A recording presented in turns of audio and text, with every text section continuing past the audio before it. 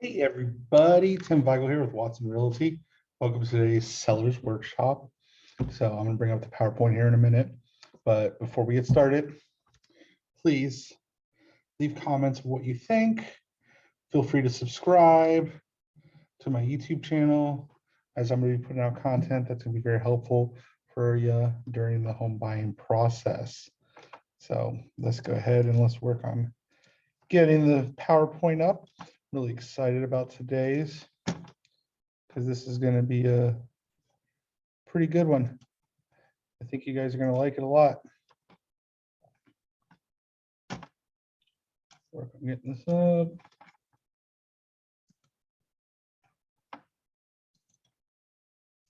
Okay, you should be able to see my video or my PowerPoint. So selling your home in 2022. How do you do it? What's things? Now, this is a high overview. We're going to go through a lot of information. Some of it might not make sense to you. Feel free to ask. I'm here to be a resource. So what we're going to go through today. So 3 myths of selling your home in this market. So we're going to kind of cover some things that I keep hearing and kind of give you a little bit more of what the truths are. To hire a realtor or not. Some like to go for sell by owners. Some prefer to hire a professional to assist them with the entire transaction. How to prepare your home, how to market your home, how to select the right offer when you start getting offers, and of course, how to navigate to closing and prepare to move out. So let's start with the myths. Myth 1, homes just sell in this market. Fact, if you do not prepare the home properly, then you're leaving money on the table. I mean, it's right with a low inventory. If you list your home, you're going to sell it. But without the right preparation, you could be leaving $5,000, $10,000, $15,000, maybe even more on the table. There's a reason that, statistically speaking, realtors get better prices and more money in the pocket of sellers than when they do it themselves. That's because of our experience and knowledge. Myth 2, realtors cost too much money. Well, realtors can actually make you money. So a lot of people always focus on the 5%, 6% commission structure or whatever might be getting charged to the seller. And you might look to see, can I cut that down by 0.5% to 1% and things like that. But what really should look at, if I'm paying a realtor 6%, how much more money are they going to be making me on the back end? For example, I had a home, I listed it for $500,000 in Winter Garden. That home ended up closing, I think it was about $525,000, so $25,000 above. Oh, wait. Oh, you probably tried to sell it too low. Nope, not true. It actually appraised at $500,000, so we were on the money for that. But with the marketing and the exposure that I was able to get the house and getting the house ready and really making it show worthy, we got $25,000 above. So do you want to argue 1% for a realtor who just got you 5% more than you were expecting? Think about it. So, and keep in mind, 5% more, and it didn't appraise. Big, big difference. So myth 3, it's an as-is contract. I don't have to do repairs. Technically, that's kind of right, but you really got to take an outside the box approach on that. Because in some cases, the fact is, doing a repair and getting the place to close is better than pushing it off. For example, you have a roof leak. It comes up on the inspection. It might cost a couple $1,000s to repair the roof leak. But if you do that couple $1,000s, you get to close. However, if you don't do it, you now have to disclose the roof leak to the next buyer. And guess what's going to happen? They're going to put that into their offer price. So instead of getting your $500,000, they might offer you $485,000. So you're going to get a lower offer without repairing that roof leak when you could have gotten taken care of and moved on with the issue. And in some cases, that roof leak could cause issues with loans anyway. So things to be aware of. Now, let's look about hiring a realtor or not. A few things that go into it. One thing is make sure you interview the agent. Sit down, see what their marketing plan is, what's the strategy, what's their method of work with you. This is extremely important. Ask them the questions. How many homes do you actually sell? Are you familiar with the area? What's your marketing look like? What type of experience do you have? Do you have any training? How are you developing yourself on a daily basis? I mean, think of anything, like have that one-on-one conversation with realtors, select a few and see which one best suits you. Now, a realtor is going to bring several things to the deal. One, they're going to protect the seller. There's certain things the seller might not know that they can protect themselves on. One of it being the seller disclosure. If a seller fills out the seller disclosure and signed by the seller and buyer, and I've seen this happen, and the buyer tries to come back and says, I was not aware that the property had termites on it. That was never disclosed to me. Well, you've got a signed agreement here, it's seller disclosure, that the seller put on there that the property had termites, and you signed it. Kind of tough to argue that it wasn't disclosed when you signed the document. But we're here to protect the seller from things like that. Market the property. It's kind of what we do. We market and sell properties. We give it the best foot. So we have the experience doing that, and it's our full-time job. So you got to be cautious of doing it on your own because you don't have the experience necessarily, or the market knowledge, or even the time sometimes. And again, knowledge and experience, very, very important. We have knowledge and experience. It's kind of like you pay an attorney because the attorneys do this on a daily basis. You might have sold a home in the past, but things change yearly in the real estate industry. And if we're not up to date on it, you're at a disadvantage. And because you don't do it, you're also at a disadvantage. Of course, market knowledge is very important. Market knowledge is a little bit different than knowledge of the process. So what I mean by market knowledge is we see what's happening. I list homes, I help buyers. I know what the buyers to expect from the seller. I know what's going on when we're submitting an offer as a buyer to the seller. I know what the sellers are looking at with the buyers. I have this market knowledge. I study the market daily. I see homes come and go. I understand what's going on with it. I do weekly market updates. I'm constantly dived into these statistics.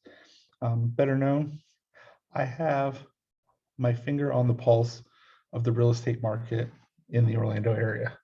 And that's what you need because we're studying the market.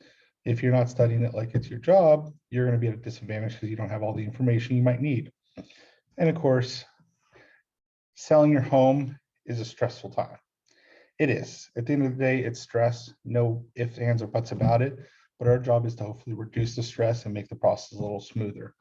You might have questions. You have someone to ask, someone to talk to, someone that's been through it. So now, how to prepare your home. First step, reduce your clutter. Anything that doesn't need to be out, get rid of it. Put it in a box, give it to a Goodwill, pack it up to move to the next house. Doesn't matter, but it needs to go. And that's an important thing to make sure that you're reducing the clutter. Then keep everything as neutral as you can. Don't start painting the walls purple.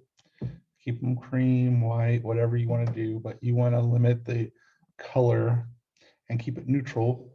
So it's like a blank canvas for the new buyers to paint whatever color they want. I'm a big fan of adding mulch to the property. So, around little rose beds or whatever type of bushes you might have in front of your house or trees, add some mulch, some nice red mulch, makes it pop, color, contrast. You want it to really pop. This is the first experience when people come and actually come in with the added mulch. There's other little subtle things you could do, like put a doormat down that says, "Welcome home." It's very good. And of course, try to stage the home. What I mean by staging the home, I don't mean going out, getting new furniture, things like that. I mean, take what you have and have it organized like staging, like set dinner placemats, put some fruit out. I like to do coffee pot, put some coffee grounds in a coffee mug under it to set the experience, set the mood of the showing. Now, it's all about marketing your home. You've prepared your home, you're ready to go live. These are some of the things that I like to do to market the home on launch weekend. What I mean by launch weekend is the weekend that your home's going live. This is what I'm doing like clockwork. So you're going to have professional photography done. You know, yes, you could take photos with your camera, but professional photography, you could tell the difference. With professional photography, there's certain things you can also do with it. Like, oh, it's raining out. Guess what? You won't know. I have several of my listings that it rains in Florida a lot, especially over the summer. Our photos guarantee a blue sky. So we have a blue sky, and hiring a professional photographer that does property photos is extremely important. They know the right angle, they know how to do it, and they make the home look beautiful. And they have the right angle lens, like you want wide camera angles, things like that, because it makes the home really welcoming to the internet. Internet's the way of life. Everyone's looking at it. So if people fall in love with your home online and it makes them want to come in your door, then we just got to make sure they fall in love once they get there. But if I bring in 100 people and 10 of them fall in love with it, that's better than bringing in 10 people and having one. I send out just listed postcards. Yes, people pay attention to postcards, especially when it's circulating around your neighborhood. I do digital ads. Digital ads is important. Google ads, Facebook ads. You want people to see the property online. Do an open house. Now, I know some people are like, oh, open houses don't sell the home. You're right, they don't. You might find a buyer here and there for it, but it does not guarantee a sell of the home. But what it does do is, one, for the seller, it gives them the opportunity that we can funnel a lot more showings through the open house to where people can ask their realtor questions while the seller might be out having a Disney day or whatever they're doing. On the other side of it, a buyer that's really interested in a home shows up to an open house and they see 25 people looking at the house. Their offer is going to be a lot stronger than if they show up to an open house and they only see 0. So put a sign in the yard.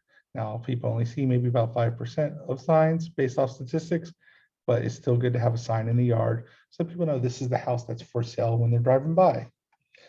Create a property website and, of course, post it on the company website. It's exposure, exposure, exposure. I'm not going to be the one selecting the buyer. The seller is going to be selecting the buyer. But my goal is, let's get as many interested folks in there so that we can find the right buyer for them. Now, selecting the right offer. It all depends. This is something the sellers need to determine. What are they looking for? What's most important to them? In some cases, I want the highest price. But you got to be careful, because just because somebody says, I'm going to pay $550,000 for your home, if it appraises at 500, they got to figure out what to do with the rest of the 50,000. And in some cases, that 50,000 could be negotiated down to 25,000 or even down to 500,000, and you might not get it. It's kind of like playing with Monopoly money. The money's not real until it closes, and if it doesn't appraise, you might lose all the money that you thought. So your $550,000 offer might not be as good as the $540,000 offer who waived the appraisal. So food for thought. Now with this, when you're doing the offers, a lot of times somebody might do a waiver of the appraisal, which is good for those that want the cash, or also what I like to call an appraisal gap, where they are going to bring X amount of money above the appraisal if it doesn't appraise. So, and if you negotiate that on the front end, it leaves less stress on the back end. So very important. Or contract terms. Do you care more about a waived inspection period? That's happening. Or what about lease back? I need to move into my house in May. I need to sell this month. Can I lease back till May? And sometimes the buyer might say, yeah, you can stay in there until May, or they might actually do a little rent for you. So it all varies. Now that we have selected the right offer, how to navigate closing and prepare to move out. So there's a few things that we would do. First is create a timeline based off the contract. So with that, it's inspection date, loan commitment, closing date, all very important. Then we connect proper parties to get the status update. Connect with them, see, hey, how's the loan coming along? How's the inspection coming along? Stay in communication to make sure we're moving along the timeline just fine. Now, as we get closer to closing date, you're going to want to schedule your utilities to go off.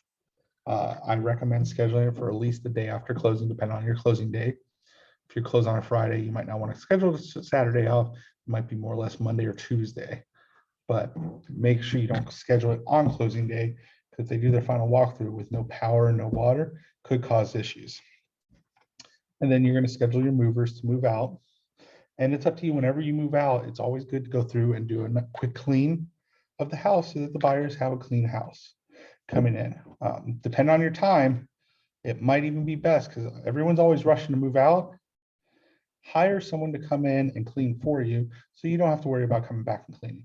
A couple $100 saves you quite a few hours, and you can be busy setting up your new home versus trying to clean your old.